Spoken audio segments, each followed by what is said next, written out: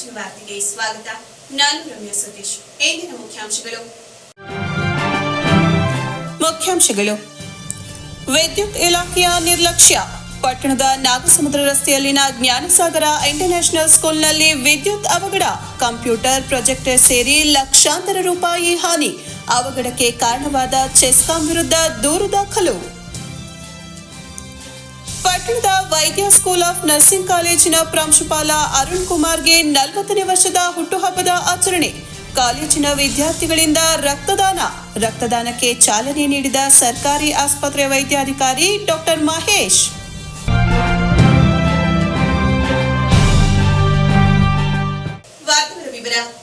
ತಾಲೂಕಿನ ನಾಗಸಮುದ್ರ ಗ್ರಾಮದಲ್ಲಿ ಹಾದು ಹೋಗಿರುವ 66 ಕೆವಿ ವಿದ್ಯುತ್ ಮಾರ್ಗದ ತಂತಿ ಸಡಿಲವಾಗಿ ಆನೆಕೆರೆ ಮಾರ್ಗದ 11 ಕೆವಿ ವಿದ್ಯುತ್ ಮಾರ್ಗದ ತಂತಿಗೆ ತಗುಲಿದ ಪರಿಣಾಮ ಜ್ಞಾನಸಾಗರ ಅಂತಾರಾಷ್ಟ್ರೀಯ ಪಬ್ಲಿಕ್ ಶಾಲೆಯ ವಿದ್ಯುತ್ ಪರಿವರ್ತಕ ಸ್ಫೋಟಗೊಂಡು ಶಾಲೆಯ ವಿದ್ಯುತ್ ಲೈನ್ ಹಾನಿಯಾಗಿ ಲಕ್ಷಾಂತರ ರು ಮೌಲ್ಯದ ವಿದ್ಯುತ್ ಉಪಕರಣಗಳು ಸುಟ್ಟು ಹೋಗಿರುವ ಘಟನೆ ನಡೆದಿದೆ.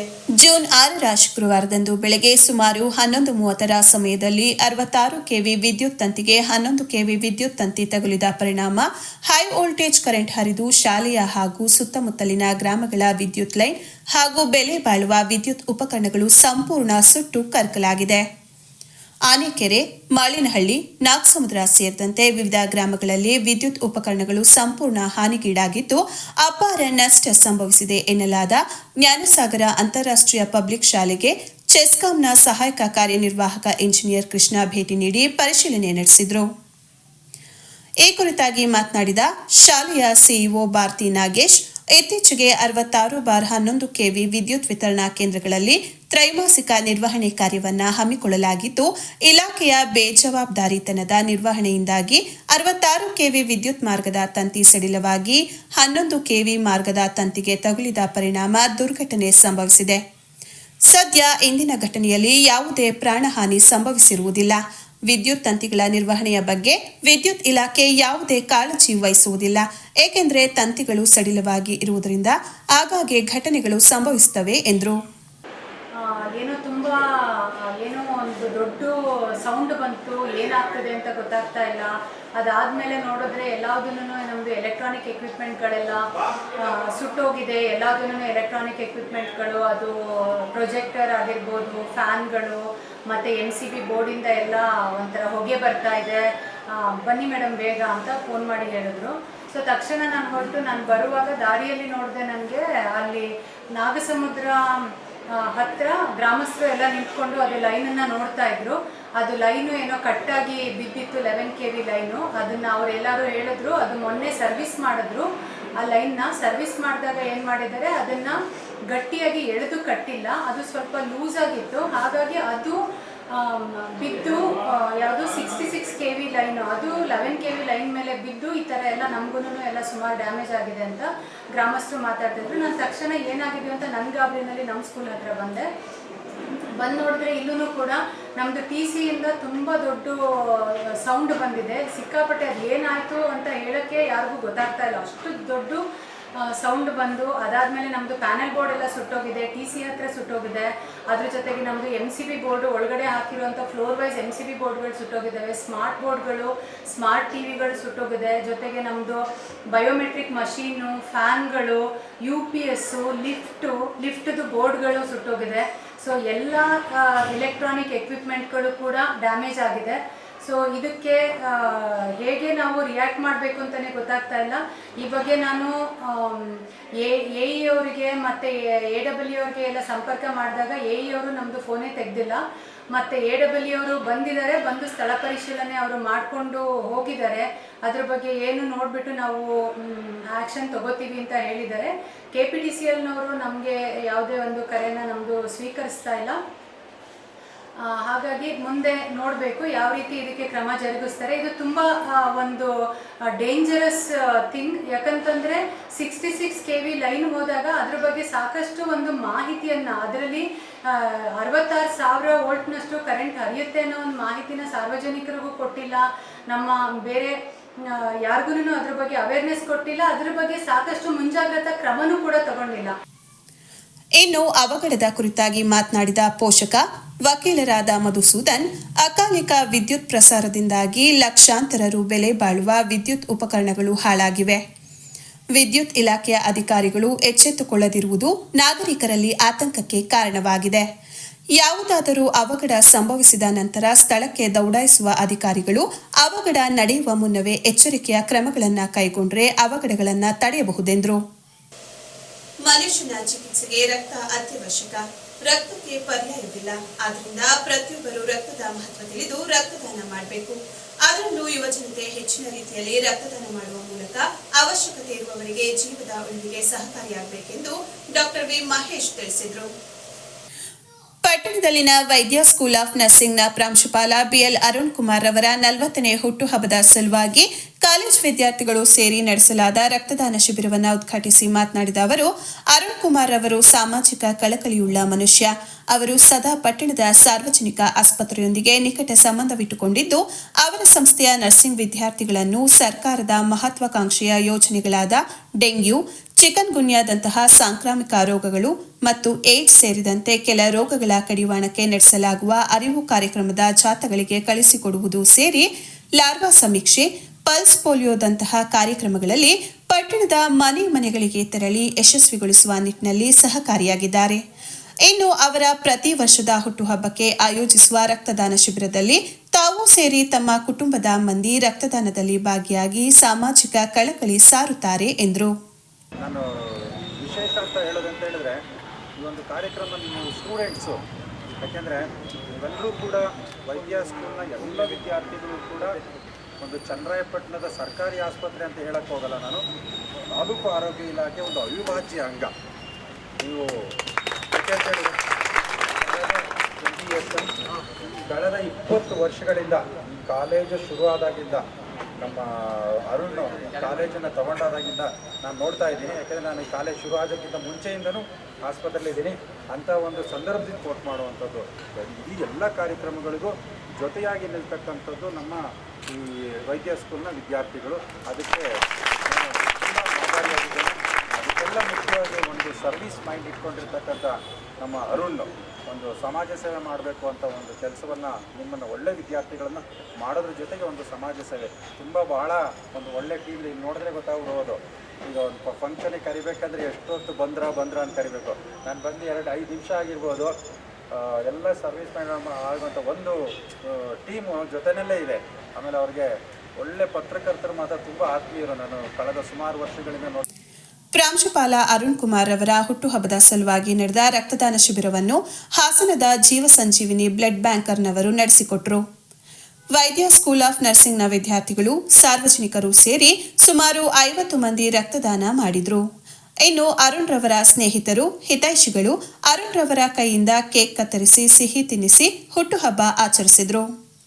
ರಕ್ತದಾನದಲ್ಲಿ ಪಾಲ್ಗೊಂಡ ಕಾಲೇಜಿನ ವಿದ್ಯಾರ್ಥಿಗಳು ಮಾತನಾಡಿ, ಪ್ರತಿ ವರ್ಷ ನಮ್ಮ ಕಾಲೇಜಿನ ಪ್ರಾಂಶುಪಾಲರಾದ ಅರುಣ್ ಕುಮಾರ್ ಅವರ ಹುಟ್ಟುಹಬ್ಬದ ಸಲುವಾಗಿ ನಡೆಯುವ ರಕ್ತದಾನ ಶಿಬಿರದಲ್ಲಿ ನಾವು ಪಾಲ್ಗೊಂಡು ರಕ್ತದಾನ ಮಾಡ್ತಿದ್ದೇವೆ. ಓದಿ ಹೊರಗಡೆ ಇರುವ ವಿದ್ಯಾರ್ಥಿಗಳು ಆಗಮಿಸಿ ರಕ್ತದಾನದಲ್ಲಿ ಪಾಲ್ಗೊಂಡು ಅವರ ಆಯೋಜನೆಯ ಕಾರ್ಯಕ್ಕೆ ಸಹಕಾರಿಯಾಗಿ ನಿಲ್ಲುತ್ತೇವೆ. ಇದು ನಮಗೆ ಹೆಮ್ಮೆಯ ಸಂಗತಿ ಎಂದರು. ಈ ವೇಳೆ ಕನ್ನಡ ಸಾಹಿತ್ಯ ಪರಿಷತ್ನ ತಾಲೂಕು ಅಧ್ಯಕ್ಷ ಹಡೇನಹಳ್ಳಿ ಲೋಕೇಶ್, ಪುರಸಭಾ ಮಾಜಿ ಅಧ್ಯಕ್ಷ ಹಾಲಿ ಸದಸ್ಯ ಸಿಎನ್ ಶಶಿಧರ್, ಲಯನ್ ಸೇವಾ ಸಂಸ್ಥೆಯ ತಾಲೂಕು ಅಧ್ಯಕ್ಷ ಗಿರೀಶ್, ಕಾರ್ಯದರ್ಶಿ ಗೋವಿಂದರಾಜು, ಖಜಾಂಚಿ ಡಿಕೆ ಮಂಜುನಾಥ್, ಕರ್ನಾಟಕ ರಾಜ್ಯ ರೈತ ಸಂಘದ ರಾಜ್ಯಾಧ್ಯಕ್ಷರು ಮಂಜೇಗೌಡ, ಸಿಎಂ ಮನೋಹರ್, ಪುಟ್ಟೇಗೌಡ, ಚಂದ್ರಶೇಖರ್, ವೈದ್ಯ ನರ್ಸಿಂಗ್ ಕಾಲೇಜಿನ ಪ್ರಾಂಶುಪಾಲರಾದ ಬಿಎಲ್ ಅರುಣ್ ಕುಮಾರ್, ಬ್ಲಡ್ ಬ್ಯಾಂಕ್ನ ಮೋಹನ್ ಸೇರಿ ಇತರರು ಇದ್ದರು. 4 ರಿಂದ 6 ಜನ ಹುಡುಗರು ಬಂದರು ಬೈಕಲ್ಲಿ. ಸರ್ ಅರುಣ್ ಸರ್ ಹುಟ್ಟಿದಪ್ಪ, ನೀವು ಗೆಸ್ಟ್ ಆಗಿದ್ದೀರಾ, ಬರಬೇಕು ಅಂದರು. ನಾನು ಪ್ರತಿ ವರ್ಷ ಬರ್ತೀನಪ್ಪ, ಸಂತೋಷದಿಂದ ಬರ್ತೀನಿ. 10 ನಿಮಿಷ ಅರ್ಲಿ ಹೇಳಿ ನಾನು ಇರ್ತೀನಿ ಶುಕ್ರವಾರ ಅಂತ ಹೇಳಿದ್ದೆ. ಈ ಒಂದು ಕಾರ್ಯಕ್ರಮವನ್ನು ಅಚ್ಚುಕಟ್ಟಾಗಿ ಅರ್ಥಪೂರ್ಣವಾಗಿ, ಯಾಕಂದರೆ ಯಾವುದೇ ಒಂದು ಹುಟ್ಟುಹಬ್ಬನ ಆಚರಣೆ ಮಾಡ್ಕೋಬೇಕಾದ್ರೆ ಇವತ್ತು ಯಾವುದೋ ಒಂದು ತೋರ್ಪಡಿಕೆಗೆ ಇಲ್ಲ ಯಾರಿಗೋ ಒಂದು 100 ಜನಕ್ಕೆ ಊಟ ಹಾಕ್ಸಿ ಅವ್ರಿಗೆ ಹೊಟ್ಟೆ ತುಂಬ ಎಣ್ಣೆ ಹಾಕ್ಸಿ ಮತ್ತೆ ಯಾವುದೋ ರೆಸಾರ್ಟ್ ಕರ್ಕೊಂಡೋಗಿ ಕಾಲ ಕಳೆಯೋ ಬದಲು ಒಂದು ರಕ್ತದ ಯೂನಿಟ್ 4 ಜನಕ್ಕೆ ಉಪಯೋಗ ಆಗ್ತದೆ ಅಂತ ಮೋಹನಣ್ಣ ಯಾವಾಗಲೂ ಹೇಳ್ತಾ ಇರ್ತಾರೆ. ನಾವು ಕೂಡ ಅಂತ 300 ml ರಕ್ತ 4 ಜನಕ್ಕೆ ಉಪಯೋಗ ಆಗುತ್ತೆ. ಬಹುಶಃ ಆ ಪುಣ್ಯ ನಿಮ್ಗಳಿಗೆ ಬರಲಿ. ನಾನು ವಿಶೇಷವಾಗಿ ನನ್ನ ಪ್ರೀತಿಯ ಸಹೋದರ ಸಹೋದರಿಯರಿಗೆ ಅರುಣ್ ಅವ್ರನ್ನ ಬಿಟ್ಟು ಹೇಳೋದಾದ್ರೆ, ಯಾವುದೇ ಮನುಷ್ಯ, ನನ್ನ ತಂದೆ ತಾಯಿ ಇರ್ಬೋದು, ನನ್ನ ಮಗ ಇಂಜಿನಿಯರ್ ಆಗಲಿ ದುಡಿಲಿ, ಅವನು ಡಾಕ್ಟರ್ ಆಗಲಿ ದುಡಿಲಿ, ಒಂದು ಒಳ್ಳೆ ಸಂಬಳ ಬರಲಿ, ಚೆನ್ನಾಗಿರ್ಲಿ, ಯಾವುದೋ ಒಂದು ಬ್ರೈಬ್ ಮಾಡೋಣ ಅನ್ನೋ ಕಾಲದಲ್ಲಿ ಯಾವ್ದಾರ ಒಂದು ಈ ದೇಶದಲ್ಲಿ ಲಂಚ ತಗೊಳ್ಳದೇ ಇರೋ ವೃತ್ತಿ ಇದ್ರೆ ಅದು ನರ್ಸಿಂಗ್ ವೃತ್ತಿ. ಅದನ್ನ ನೀವು ಆಯ್ಕೆ ಮಾಡ್ಕೊಂಡಿದ್ದೀರ. ಯಾಕಂದ್ರೆ ನಿಮ್ಮನ್ನ ನಾವು ಬೆಲೆ ಕಟ್ಟಕ್ಕಾಗಲ್ಲ, ಕೊಂಡ್ಕೊಳ್ಳಕ್ಕೂ ಆಗಲ್ಲ. ತಂದೆ ತಾಯಿ ಇರ್ತಾರೋ ಇಲ್ವೋ ಗೊತ್ತಿಲ್ಲ, ಆಸ್ಪತ್ರೆಗೆ ರಕ್ತದಾನದ ಬಗ್ಗೆ ನಿಮಗೆ ಹೆಚ್ಚು ಹೇಳ್ತಕ್ಕಂಥದ್ದಿಲ್ಲ. ಒಂದು ಹನಿ ರಕ್ತ ಒಬ್ಬ ಮನುಷ್ಯನ ಪ್ರಾಣವನ್ನ ಉಳಿಸ್ತದೆ. ಹಾಗಾಗಿ ನೀವೆಲ್ಲರೂ ಕೂಡ ಅತ್ಯಂತ ಪ್ರೀತಿಯಿಂದ ತಮ್ಮ ಪ್ರಿನ್ಸಿಪಾಲ್ ಸಾಹೇಬ್ರವರ ಹುಟ್ಟುಹಬ್ಬ ದಿನ ರಕ್ತದಾನ ಮಾಡಿದಿರಿ. ನಿಮಗೆ ಅಭಿನಂದನೆ ಸಲ್ಲಿಸ್ತಾ, ರಕ್ತದಾನವನ್ನು ಮಾಡ್ತಕ್ಕಂಥದ್ದು ಒಳ್ಳೆಯದು ಅಂತಕ್ಕಂಥದ್ದು ನಿಮಗೆ ಗೊತ್ತಿದೆ. ಬಹುಶಃ ನಾವು ಸ್ವಲ್ಪ ತಿಳಿದಿದ್ದೇವೆ. ರಕ್ತದಾನವನ್ನು ಮಾಡಿದರೆ ಯಾವುದೇ ಮನುಷ್ಯ ದೈಹಿಕವಾಗಿ ಬಲಹೀನನಾಗಲ್ಲ. ಬಹುಶಃ ರಕ್ತವನ್ನು ಹೆಚ್ಚು ಹೆಚ್ಚು ಕೊಡೋದ್ರಿಂದ ಆರೋಗ್ಯ ವೃದ್ಧಿ ಆಗ್ತದೆ ಅಂತಕ್ಕಂಥ ವಿಷಯವನ್ನ ಕೇಳಿದ್ದೀವಿ. ಮತ್ತು ಇನ್ನೊಂದು ಜೀವಕ್ಕೂ ಕೂಡ ಸಹಕಾರಿ ಆಗ್ತದೆ. ಇಂಥ ಕಾಲದಲ್ಲಿ ವಿದ್ಯಾರ್ಥಿಗಳಿಗೆ ಇಂಥ ಭಾವನೆಯನ್ನು ಬೆಳೆಸ್ತಕ್ಕಂಥದ್ದು ಬಹಳ ಮುಖ್ಯ. ಅದರಲ್ಲೂ ನಮ್ಮ ಶಶಿ ಸಾಹೇಬ್ ಹೇಳ್ದಂಗೆ ನೀವೆಲ್ಲ ಆರೋಗ್ಯ ಇಲಾಖೆಯಲ್ಲಿ ಕೆಲಸ ಮಾಡ್ತಕ್ಕಂಥವ್ರು, ತಾಯಿ ತಂದೆ ಎಲ್ಲರನ್ನ ಕಳ್ಕೊಂಡಂತ ಒಬ್ಬ ರೋಗಿ ಹಾಸ್ಪಿಟ್ಲಿಗೆ ಬಂದಾಗ ನೀವೇ ತಾಯಿ ತಂದೆ ಸೋದರಿಯ ಭಾವನೆಯನ್ನು ಇಟ್ಟು ಅವರೆಲ್ಲರಿಗೆ ಅವರ ಆತ್ಮಕ್ಕೆ ಶಾಂತಿ ಮತ್ತು ನೆಮ್ಮದಿಯನ್ನ ಪ್ರೀತಿಯನ್ನ ಕೊಟ್ಟು ಸಲ್ಲತಕ್ಕಂಥವ್ರು. ನಿಜವಾಗ್ಲೂ ನಿಮ್ಮ ಈ ಒಂದು ನರ್ಸ್ ಕೆಲಸ ಏನಿದೆ ಅದು ಬಹಳ ಶ್ಲಾಘನೀಯ. ನಾನು ಹತ್ರನೇ ನೋಡಿದ್ದೇನೆ. ಇವತ್ತು ಒಬ್ಬ ರೋಗಿಯನ್ನು ನೋಡಿ ಸ್ವಲ್ಪ ದೂರದಲ್ಲಿ ಅಸಹ್ಯ ಪಡ್ತಕ್ಕಂಥ ಒಬ್ಬ ಪೋಷಕರನ್ನು ನಾವು ನೋಡಿದ್ದೇವೆ. ಅದನ್ನು ಮೀರಿ ನೀವು ಅವರಿಗೆ ಶುಶ್ರೂಷೆಯನ್ನು ಮಾಡ್ತೀರಿ. ನಿಮಗೆ ಅಭಿನಂದನೆ ಸಲ್ಲಿಸ್ತೇನೆ. ಮತ್ತೆ ಅರುಣ್ ಸರ್ ಅವರು ಬಹುಶಃ ನಮಗೆ ಇಲ್ಲಿ ಇದೆ ಸರ್ ಕಾರ್ಯಕ್ರಮ ಅಂತೇಳಿ ಶಶಿ ಅವರಿಗೆ ನಮ್ಮ ಮಕ್ಕಳು ಮುಂದೆ ನಮ್ಮನ್ನೆಲ್ಲ ಕರೆದು ಹುಟ್ಟುಹಬ್ಬ ಮಾಡ್ತಾವ್ರೆ ಅಂದರೆ ಅದಕ್ಕೆ ಖಂಡಿತ ಅವರಿಗೆ ಅವ್ರ ಮನೆಯವರಿಗೆ ಇನ್ನೂ ಹೆಚ್ಚಿನ ಆಯಸ್ಸು ಕೊಟ್ಟು ಈ ಥರ ಮಕ್ಕಳಿಗೆ ಒಳ್ಳೆ ಒಂದು ದಾರಿನ ದೀಪ ನಿಂತಿದ್ದೆಲ್ಲ ಫಸ್ಟು ನಮ್ಮೆಲ್ಲರ ಪರವಾಗಿ ಈ ರೈತರ ಪರವಾಗಿ ಅವರಿಗೆ ಫಸ್ಟು ನಾವು ಒಂದು ಧನ್ಯವಾದಗಳು ಹೇಳ್ತೀವಿ. ಅದೇ ಥರ ಇವತ್ತು ನಮ್ಮ ವೈದ್ಯ ನರ್ಸಿಂಗ್ ಏನಿವತ್ತು ವೇದಿಕೆ ಮೇಲೆ ಇವತ್ತು ಏನು ಆಸನಾಗಿದ್ದಾರೆ, ನಮ್ಮ ನವೋದಯ ವಿದ್ಯಾಸಂಸ್ಥೆಯ ಅಧ್ಯಕ್ಷರಾಗಿ ಮಂಜಣ್ಣ ಅವರು, ನಮ್ಮ ಡೊನೇಟೆಡ್ ಇದು ಪ್ರತಿಯೊಂದು ಮಾಡ್ಕೊಂಡು ಬಂದಿದ್ದಾರೆ ನೋಡಿ. ಅವರು ಶ್ರೀಮಂತಿಕೆಯಾಗಿ ಇಷ್ಟೊತ್ತು ಕೆಲಸ ಒಂದು ಕಾಲೇಜ್ ಓಪನ್ ಮಾಡಬೇಕಾಗಿತ್ತು, ಅದಾಗಲಿಲ್ಲ, ಮಾಡೋಕ್ಕಾಗಿದೆ. ಬೇರೆ ಮಾಡೋಕ್ಕಾಗಲ್ಲ ಅಂದ್ಕೊಂಡೆ ಬೇರೆ ಮತ್ತೆ ಬಾಡಿಗೆ ಮಾಡ್ಕೊಂಡು ಹೌದಲ್ಲ. ಬಟ್ ಏನೇ ಬಾಡಿಗೆ ಮಾಡ್ಕೊಂಡು ಹೆಂಗಾರು ವ್ಯಕ್ತಿತ್ವ ಜೀವನದಲ್ಲಿ ನೀವೆಲ್ಲರೂ ಒಂದು ಸತಿ ಕೆಲಸ ಮಾಡೋ ವೃತ್ತಿ ಓದಬೇಕಾದ್ರೆ ಮದರ್ ತೆರೇಸನ್ನು ನೆನೆಸ್ಕೊಂಡ್ಬಿಟ್ರೆ ನೀವೆಲ್ಲ ಸಮೃದ್ಧಿಗಳಾಗಿ ಒಳ್ಳೆ ದೇವತಾ ಮನುಷ್ಯ ಆಗ್ತೀನಿ. ಹಿಂದೆ ನಿಮ್ಮ ಸತ್ಯ ಹೇಳ್ತೀನಿ ಕೇಳಿ, ಎಷ್ಟು ಆಪ್ನಾಸ ನಾನು ನಿಮ್ಮ ದೇವರ ಸ್ಥಾನದಲ್ಲಿ ಕೂರ್ತೀನಿ.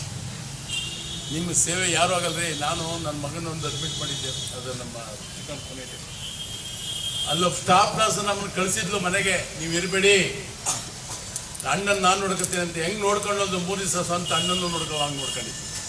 ಗೊತ್ತಾ ಮೆಡಿಕಲ್ ಬಿಲ್ಸ್ ಅಂತ ಅವಳು ಯಾಕೆ ಕಟ್ಟಿದ್ದ ಅಂತಂದರೆ ಹಿಂದೆ ಓದ್ಬೇಕಾದ್ರೆ ನಾನು ಸಹಾಯ ಮಾಡಿದ್ದೆ, ಅದು ಗೊತ್ತೇ. ನೋಡಿರಿ, ಒಂದು ಒಳ್ಳೆತನ ಇದು ಎಲ್ಲರೂ ನಿಮ್ಗೆ ಕಾಪಾಡ.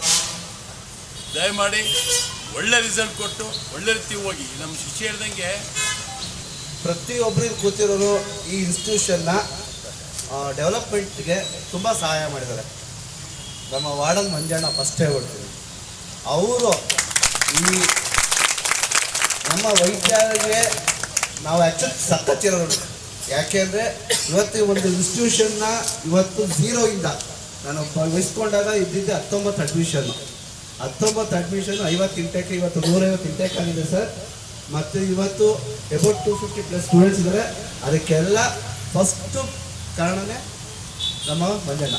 ಯಾಕೆಂದರೆ ಇವತ್ತು ಅವತ್ತು ಅವ್ರು ಸಪೋರ್ಟ್ ಮಾಡಿದ್ದು. ಚನ್ನರಾಯಪಟ್ಟಣದಲ್ಲಿ ಭಾಳ ಕಾಂಪಿಟೇಷನ್ ಇತ್ತು, ನನಗೆ ಭಾಳ ತೊಂದರೆ ಕೊಡ್ತಿದ್ರು, ಭಾಳ ಕಷ್ಟ ಇತ್ತು.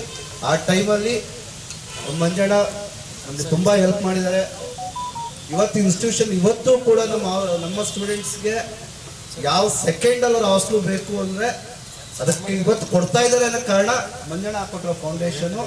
ಬಟ್ ಅವ್ರಿಗೆ ಏನೇನು ನಾವು ವಾಪಸ್ ಕೊಟ್ಟಿದ್ದೀವಿ ಅದು ಒಂದು ಏನೂ ಅಲ್ವೇ ಅಲ್ಲ. ಅವ್ರು ಏನೂ ಅಲ್ವೇ ಅಲ್ಲ. ಏನೇ ಒಂದು ಅವರು ಪಾಪ ಒಂದು ಫೀಸ್ ಕನ್ಸ್ಟ್ರಕ್ಷನ್ ಮಾಡ್ಬೇಕಾದ್ರೆ ಯಾರೋ ಒಂದು ಬಡವರು ಅಂತ ಹೇಳ್ಬೇಕಾದ್ರೆ ತುಂಬ ರಿಕ್ವೆಸ್ಟ್ ಮಾಡ್ತಾರೆ ನನಗೆ. ಅದೇ ಸರ್ ನಿಮ್ಮದು ಸರ್ ಇನ್ಸ್ಟಿಟ್ಯೂಷನ್ನು ಯುವರ್ ಸರ್, ನೀವೇ ಡಿಸೈಡ್ ಮಾಡ್ಕೊಂಡು ಇದನ್ನು ಬನ್ನಿ ಸರ್, ಅಷ್ಟೇ ಅಂತ ಹೇಳೋದು. ತುಂಬ ಚಿರಋಣಿ ಸರ್, ನಮ್ಮ ಸಂಸ್ಥೆ ಯಾವಾಗಲೂ ಚಿರಋಣಿ ಆಗಿರ್ತೀವಿ. ನೀವು ನವೋದಯದಲ್ಲಿ ಎಲೆಕ್ಷನಲ್ಲಿ ಗೆದ್ದಾಗ ನೀವು ಖುಷಿ ಪಡ್ರಲ್ಲ ಸರ್, ನಾನು ತುಂಬ ಖುಷಿ ಪಟ್ಟೆ, ಸಖತ್ ಖುಷಿ ಪಟ್ಟೆ. ಯಾಕೆ ಇಂಥ ವ್ಯಕ್ತಿ ಒಂದು ಇನ್ಸ್ಟಿಟ್ಯೂಷನ್ಗೆ ಹೋದರೆ, ಯಾಕಂದರೆ ನಾನು ಕಂಡಂಗೆ ಒಂದು ಹಾಸ್ಟೆಲ್ ಇವ್ರು ಓನ್ ಖರ್ಚಲ್ಲಿ ನಡೆಸ್ತಿದ್ರು, 64 ಜನ ಹುಡುಗಿರಿದ್ರು. ಇದು ಹೆಚ್ಚು ಕಮ್ಮಿ 7-8 ವರ್ಷದ ಹಿಂದೆ. ನನಗೆ ಆಶ್ಚರ್ಯ ಆಗೋದು ಇವ್ರು ಸ್ವಂತ, ಯಾಕೆಂದರೆ ಅಷ್ಟೊಂದು ಜನ ಇನ್ಫ್ಲೂಯೆನ್ಸ್ನ ಬರೋರು, ಸೀಟ್ ಕೇಳೋರು, ಹೊರಗಡೆಯಿಂದ ಗೌರ್ಮೆಂಟ್ ಯಾವುದೋ ಫಂಡ್ ಬರ್ತಿಲ್ಲ, ಪಾಪ ಅವರು ನಡೆಸೋರು ಒಂದು ಇನ್ಸ್ಟಿಟ್ಯೂಷನ್ ಬಾಡಿಗೆ ತೊಗೊಂಡು ನನ್ನ ಕಣ್ಮುಂದೆ ನಾನು ನೋಡಿದ್ದೀನಿ. 5-6 ವರ್ಷ ನಡೆಸೋರು. ನಾನು ಏನು ಸರ್ ಇಷ್ಟೊಂದು ಏನು ಮಾಡೋಕ್ಕಾಗಲ್ಲ, ನಾನು ಸರ್ವಿಸ್ ಕೊಟ್ಬಿಡ್ತೀನಿ ಮೊದಲಿಂದನೂ ಅದು ಕೊನೆಯಲ್ಲಿ ಮತ್ತೊಮ್ಮೆ ಮುಖ್ಯಾಂಶಗಳು. ವಿದ್ಯುತ್ ಇಲಾಖೆಯ ನಿರ್ಲಕ್ಷ್ಯ. ಪಟ್ಟಣದ ನಾಗಸಮುದ್ರ ರಸ್ತೆಯಲ್ಲಿನ ಜ್ಞಾನಸಾಗರ ಇಂಟರ್ನ್ಯಾಷನಲ್ ಸ್ಕೂಲ್ನಲ್ಲಿ ವಿದ್ಯುತ್ ಅವಘಡ. ಕಂಪ್ಯೂಟರ್ ಪ್ರೊಜೆಕ್ಟರ್ ಸೇರಿ ಲಕ್ಷಾಂತರ ರೂಪಾಯಿ ಹಾನಿ. ಅವಘಡಕ್ಕೆ ಕಾರಣವಾದ ಚೆಸ್ಕಾಂ ವಿರುದ್ಧ ದೂರು ದಾಖಲು. ಪಟ್ಟಣದ ವೈದ್ಯ ಸ್ಕೂಲ್ ಆಫ್ ನರ್ಸಿಂಗ್ ಕಾಲೇಜಿನ ಪ್ರಾಂಶುಪಾಲ ಅರುಣ್ ಕುಮಾರ್ಗೆ 40ನೇ ವರ್ಷದ ಹುಟ್ಟುಹಬ್ಬದ ಆಚರಣೆ. ಕಾಲೇಜಿನ ವಿದ್ಯಾರ್ಥಿಗಳಿಂದ ರಕ್ತದಾನಕ್ಕೆ ಚಾಲನೆ ನೀಡಿದ ಸರ್ಕಾರಿ ಆಸ್ಪತ್ರೆ ವೈದ್ಯಾಧಿಕಾರಿ ಡಾಕ್ಟರ್ ಮಹೇಶ್.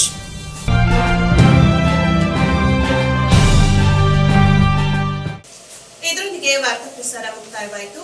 ಮತ್ತೆ ನಿಮ್ಮ ಭೇಟಿ ಮುಂದಿನ G4 ವಾರ್ತೆಯಲ್ಲಿ. ನಮಸ್ಕಾರ.